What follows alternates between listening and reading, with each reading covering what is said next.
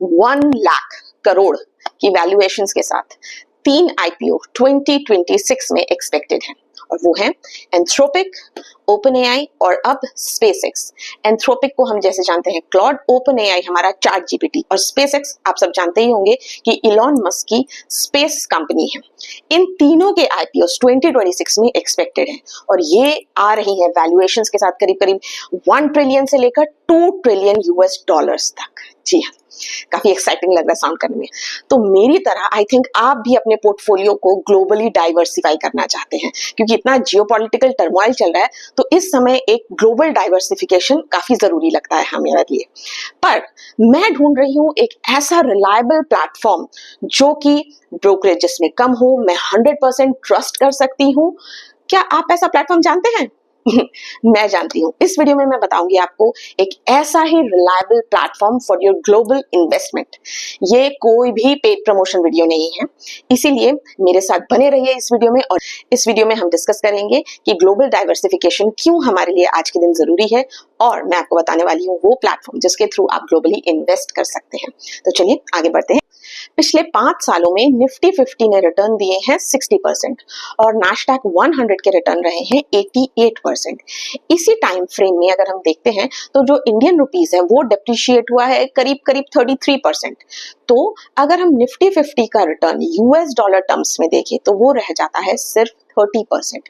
It means अगर हमने 5 साल में निफ्टी 50 में अपने पैसे को इन्वेस्ट किया तो हमें रिटर्न मिल रहे हैं 30% in US dollar terms definitely, और नैस्डैक में अगर हमने इन्वेस्ट किया होता तो हमारे रिटर्न करीब करीब आते 88%। बट यहाँ पर एक बहुत इंपॉर्टेंट बात ये आ जाती है कि नैस्डैक के इतने रैपिड ग्रोथ का रीजन एआई बूम भी है। जी हाँ, सिंस यूएस में एआई बेस्ड बहुत सारी कंपनीज हैं, मतलब इवन वो तो एक हब है एआई का, तो इस वजह से जो नैस्डैक 100 है उसमें इतनी रैपिड और इतनी एक्सपोनेंशियल ग्रोथ है। अनफॉर्चुनेटली इंडिया में एआई बेस्ड कोई भी थीम अभी तक प्रिवेलेंट नहीं है, जिसकी वजह से हमारा ये जो एआई का जो एक क्रेज था जो नैस्डैक को बढ़ा रहा था वो निफ्टी को नहीं बढ़ा पाया। तो ये एक बहुत इंपॉर्टेंट रोल हो जाता है, क्योंकि इंडिया में एआई थीम उतनी है नहीं कि लोग बहुत ज्यादा इन्वेस्ट करें उसके अंदर। इसके साथ साथ एक और फैक्टर है, जो इंडियन रुपीस डेप्रिशिएट हो रहा है वो भी हमारे रिटर्न्स को काफी कम कर रहा है। प्लस जियोपॉलिटिकल टर्मोइल्स तो हमारे चल ही रहे हैं। तो इन सभी कंडीशंस को अगर मैं ओवरऑल देखती हूं तो हमारे पोर्टफोलियो में एक ग्लोबल डाइवर्सिफिकेशन का फैक्टर होना जरूरी लगता है मुझे। एटलीस्ट वो हमारे पोर्टफोलियो को हेज करता है जब हमारी इतनी अनसर्टेनिटीज होती है, which includes of course money, जो आईएनआर डेप्रिसिएशन है, ग्लोबल टर्मोइल्स है, इन सब चीजों में एक हेज की तरह भी ग्लोबल डाइवर्सिफिकेशन काम करता है। ओपन एआई, जी हाँ, जिसे हम जानते हैं चैट जीपीटी, आइए इसका थोड़ा वैल्यूएशन देखते हैं। तो ओपन एआई का जो रेवेन्यू है it went from $2 billion in 2023 to $24 billion annualized. Amazon, Nvidia and SoftBank have poured in $122 billion in this company. So इसका वैल्यूएशन करीब करीब $1 ट्रिलियन तक एस्टिमेटेड है। इसका जो आईपीओ है वो एक्सपेक्टेड है Q4 of 2026 में।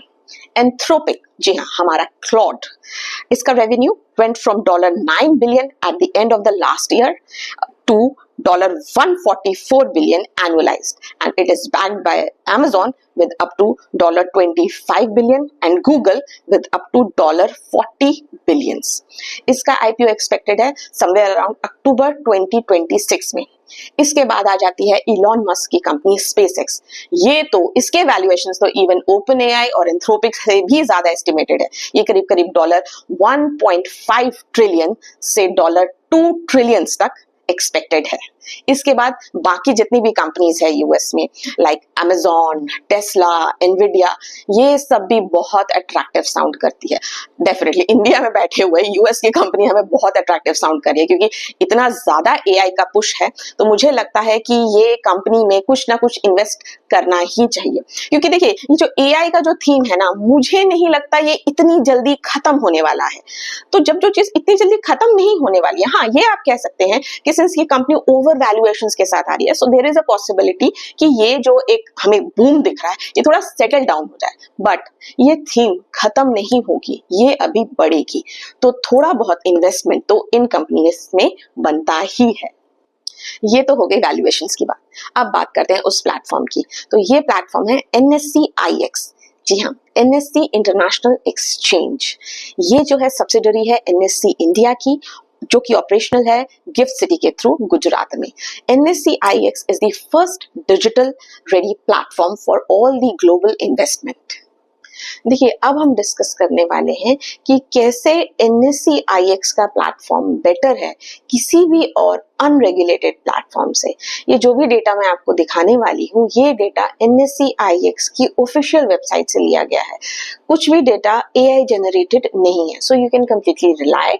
सेकेंडली, अगर आप चाहें तो इसको NSE IX की वेबसाइट से जाकर वेरीफाई भी कर सकते हैं। तो चलिए देखते हैं कि कैसे NSE IX बेटर है किसी और अनरेगुलेटेड प्लेटफॉर्म के।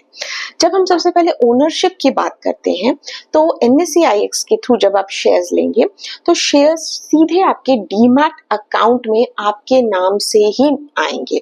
हाउएवर, अगर हम किसी भी अनरेगुलेटेड प्लेटफॉर्म में जाते हैं तो मोस्टली वहां पर लेजर एंट्री ही की जाती है, आपके नाम से चीजें नहीं होती है।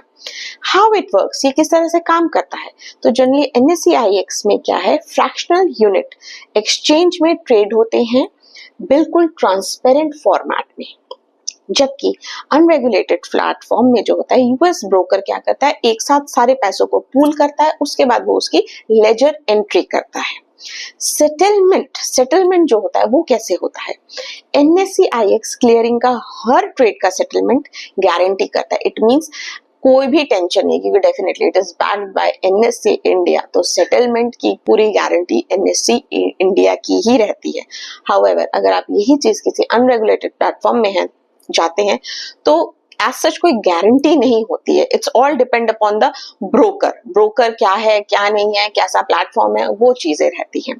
रेगुलेशंस देखें तो अनरेगुलेटेड प्लेटफॉर्म में there is no proper regulation. आपको जो आपका इन्वेस्टमेंट है वो हमेशा थोड़ा रिस्की रहता ही है, जबकि NSE IX में IFSCA के अंडर फुल्ली रेगुलेटेड सभी रूल्स फॉलो किए जाते हैं। इसके बाद अगर इन्वेस्टर प्रोटेक्शन देखे तो अनरेगुलेटेड प्लेटफॉर्म्स में आप कोई भी प्रोटेक्शन एक्सपेक्ट ही नहीं कर सकते, जबकि NSE IX में एक ऐसा ही इन्वेस्टर प्रोटेक्शन फंड है। जी हाँ, एक इन्वेस्टर प्रोटेक्शन फंड है जो हमारी सिक्योरिटी के लिए बनाया गया है। इस तरह से हमें एक अलग से प्रोटेक्शन शील्ड मिल जाती है अगर कुछ भी मिस हैपनिंग होती है तो।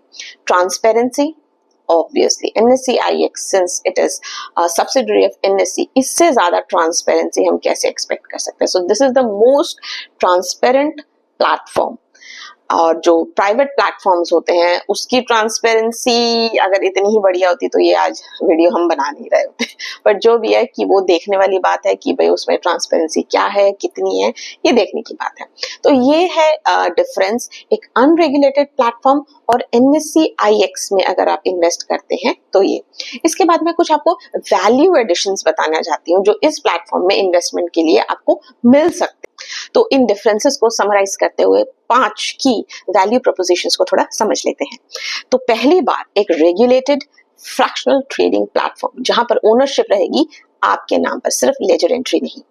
यूएस के बाहर US डॉलर में ट्रेडिंग, IFSCA का complete protection in the form of investor protection fund, settlement guaranteed, it means tension की कोई बात ही नहीं है। IFSC के जरिए ग्लोबल मार्केट में एक आपका एक्सपोजर, ग्लोबल मार्केट में इन्वेस्टमेंट, और जितनी भी कॉर्पोरेट एक्शंस होती है जिसमें हमें डिविडेंड्स मिलते हैं, स्टॉक स्प्लिट होता है, और जितनी भी आप कॉर्पोरेट एक्शंस जानते हैं, उन सभी कॉर्पोरेट एक्शंस की हिस्सेदारी आपको मिलेगी आपके इन्वेस्टमेंट के साथ। NSE का ये कंप्लीट एश्योरेंस है कि जितने भी कॉर्पोरेट एक्शन होंगे उन सब का जो बेनिफिट है वो आपको आपके शेयर्स में रिफ्लेक्ट होता हुआ दिखेगा। अब बोनस टिप की बात करते हैं। NSE IX के थ्रू इन्वेस्ट करने से नो सिक्योरिटी ट्रांजैक्शन टैक्स, जी हाँ STT नेग्लिजिबल नहीं होता है, no commodity transaction tax, no stamp duty, no capital gain tax for foreign investors. हाँ, जो हम इंडियन रिटेल इन्वेस्टर्स हैं उनको एज सच जो हम देते हैं LTCT 12.5% और STCT according to tax slab ये भरना पड़ेगा, बट बाकी जितने भी टैक्स हैं वो सब खत्म है।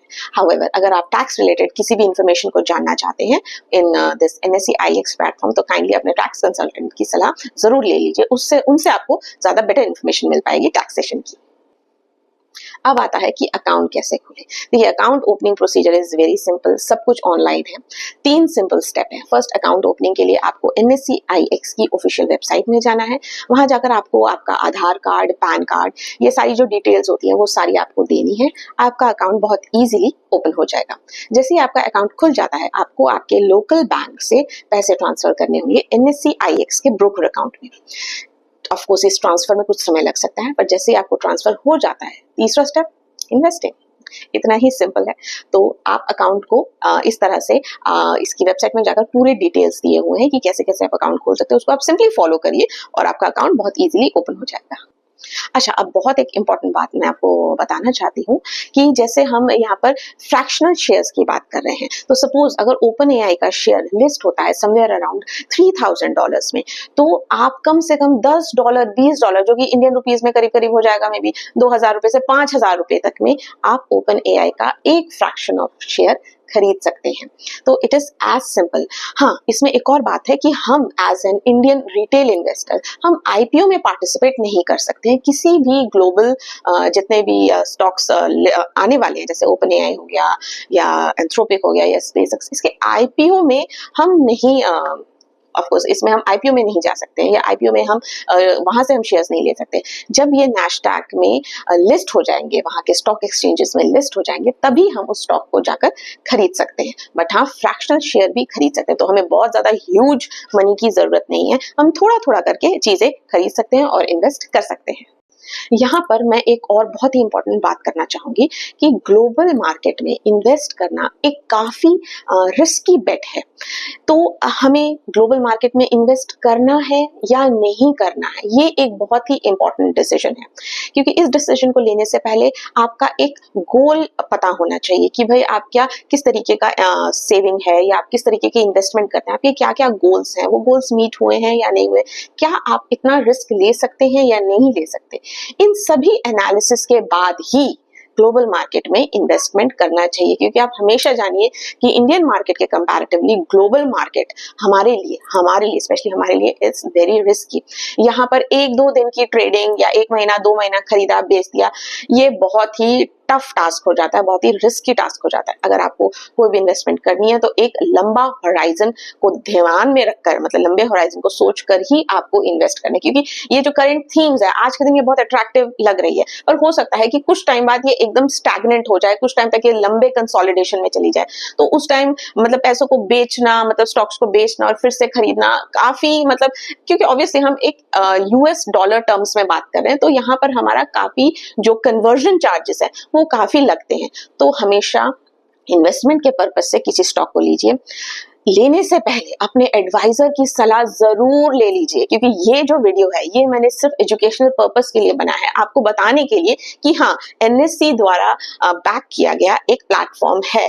पर ये जो वीडियो है ये किसी भी तरह से आपको इन शेयर्स को खरीदने की सलाह नहीं देता है। क्योंकि किसी भी शेयर को खरीदने के पहले, जैसे मैंने बताया, बहुत जरूरी है ये जानना कि क्या आप उस शेयर को खरीदने के लिए रेडी हैं, क्या आप इतना रिस्क ले सकते हैं, और ये आपको बताएंगे आपके फाइनेंशियल एडवाइजर। तो किसी भी तरह की इन्वेस्टमेंट से पहले अपने फाइनेंशियल एडवाइजर की हेल्प जरूर ले लीजिए। मैंने जो इन्फॉर्मेशन आपको दी है उस इन्फॉर्मेशन को आप खुद जाकर NSE IX की वेबसाइट में चेक करिए, अकाउंट ओपन करिए और मुझे इवन कमेंट बॉक्स में बताइए कि आपका एक्सपीरियंस कैसा रहा। फर्दर मैं आपसे मिलती हूँ अपने नेक्स्ट वीडियो में किसी नए इन्फॉर्मेशन के साथ। Till then, good bye.